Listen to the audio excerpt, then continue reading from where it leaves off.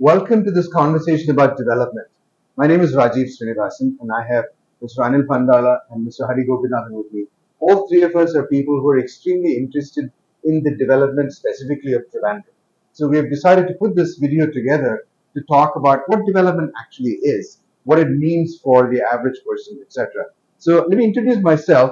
I'm a person who spent many years in IT in the US, and then I've been teaching at IIM Bangalore and IIM other IIMs for some years, and I'm also a columnist. This is Mr. Pandala. Would you introduce yourself? Good morning, good afternoon, good evening. I'm Anil Pandala. I've been infrastructure lately. Trivandrum City Road Project under ILNFS Transportation Networks Limited was executed by me. The whole project was executed at 470 crores. I was also the managing director of Thiruvananthapuram Greenfield Stadium, which is called as the Karivattam Sports Facilities Limited.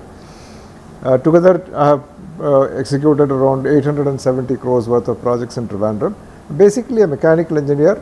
I've been in IT since 79 onwards, and I am still continuing in the IT sector. Thank you. Mr. Hari Gopinathan, will you please introduce yourself? Hi, my name is Hari Gopinathan.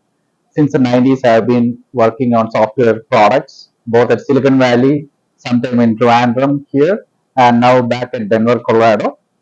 My interest has been to work on job creation in Trivandrum, and I have worked closely with elected representatives as well as like-minded corporate friends and acquaintances to generate jobs and set up job creating big employers here in Trivandrum. Thank you, Hari. So let's start with the basics. Okay, I'd like to ask you, Anil, what is development? What is the benefit of development? Can you spend a minute on talking about it? You see, we generally consider skyscrapers and concrete jungles as development, in India especially. But this is far from development. At best, it is a fallout of a development at a very advanced state. What I consider as development is development of the human capital. That is creation of skills, availability of jobs, and these two combined, if you go one level up, it becomes the availability of investment options and an investment climate, an investment ecosystem, which includes financing options, the industrial work culture. All these things put together create the industrial ecosystem. So you have jobs, we have skills, we have jobs, the industrial ecosystem. All these combine together to what we term as to become a development. And from the point of view of the average voter, average citizen, it means better quality of life. Absolutely. And their real estate values go up, right? Exactly. There are some benefits that are explicit to each person. Exactly. Right. Hari, what is your view on the same question? What is development? What is the benefit? Right. For me, I have distilled it down to only job creation. I know there are various aspects, including big infrastructure, all that, but unfortunately, I feel that you need to have tax base for that. For that, you need huge number of jobs created, very good quality jobs, all sorts of jobs, and it and adds on to the quality of life of the people here. So we talked about one of the movies that's currently doing really well is Adu Jeevitham, which sort of is like a very graphic depiction of what happens when we just export manpower as sort of a state-controlled human trafficking effort.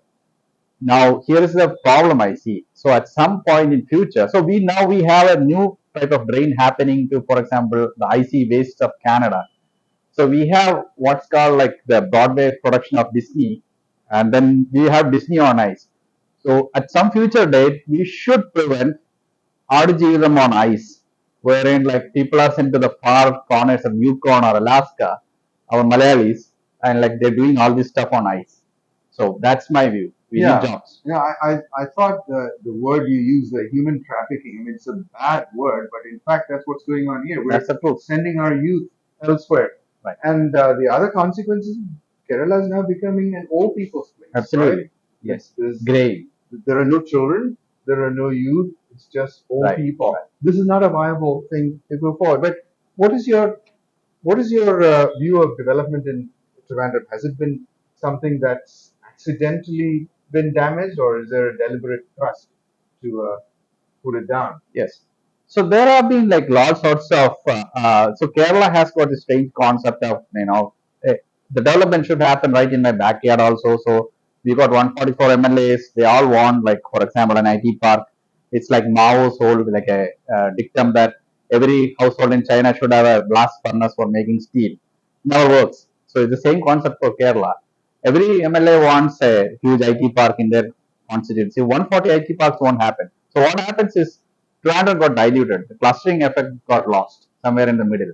So yes, there was a happy accident in that Technopark came up really well in the beginning, and then unfortunately, deliberately, it got like stymied because of this whole clustering. So you're saying that in a way the public sector failed, right? So it would have been better if the private sector Yes. had been more Yes. active. Yes. Right. If the public sector makes a lot of sense for sunrise new areas where the private capital might not take the risk. Once that gets that sector gets going, the government should just be an enabler. They should not be like the ones who are going in the front and executing projects. They should let private sector raise capital and execute on it. But there is definitely a role for the public sector as well. Absolutely. And we've discussed how the princely state of Travancore invested in infrastructure. Would you like to talk about that a little bit? As Hari said, the public sector is a prime mover for development. The infusion of funds happens only from the government, and the private sector takes it forward. That's what happens. So that way, if you look at it, the Travancore royal family, the Travancore kingdom, over centuries, they have been leaders in almost every aspect of life. Every index that Kerala boasts of as a Kerala model, if you trace it back, you can probably see the role of the Travancore kingdom in that. FACT, Travancore Cochin Chemicals, Indian Aluminium Company, these are all industries which set the industrialization trend in Kerala. Who set up those factories, set up those industries? It's the Travancore kingdom. Of course, it was in the border line of Travancore kingdom, which is the Alvey-Elur belt. Kundara Ceramics, Travancore Titanium Products.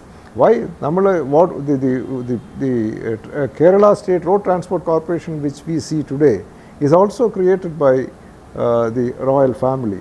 The Trivandrum Golf Club, one of the oldest golf clubs in the country. The airport, which is one of the oldest airports in the country. We also had the university set up in Trivandrum. In education also, they had set up a tremendous amount of lead when you compare with other states in India.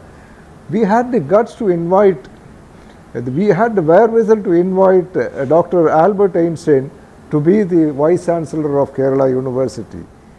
It was not just an accident. And IISc, Indian Institute of Science, which was set up, is almost, Trivandrum was one of the finalists. So we have, we lost that. So we have had in the past a lot of public sector involvement, which led to development.